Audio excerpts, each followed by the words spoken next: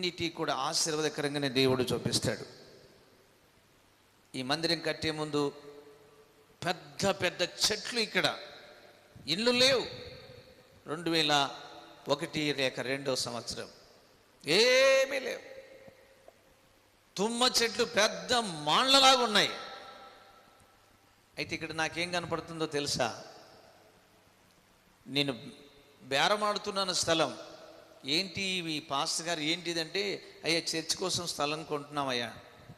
అయ్యో ఇక్కడ ఇది భయంకరమైన ప్రదేశం అండి, ఇక్కడ అందుకే ఎవరు కొనరు, మీరు చూసారా, చంపేస్తారండి, నానా పాపాలు జరుగుతాయండి అని చెబుతున్నారు. వాళ్ళు చెప్పింది నేను దృష్టిలో పెట్టుకుంటే ఇక్కడ కొనలేనుగా. ప్రభువా ఏమిటి నాయనా అని మోకరించి అడిగా.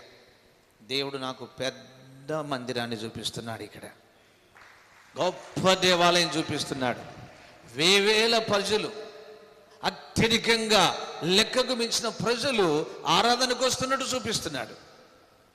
నా కళ్ళకు ఏదైతే చూపించాడో దాన్ని దేవుడు తీర్చిదిద్ది మన కళ్ళెదురుగా పెట్టాడు.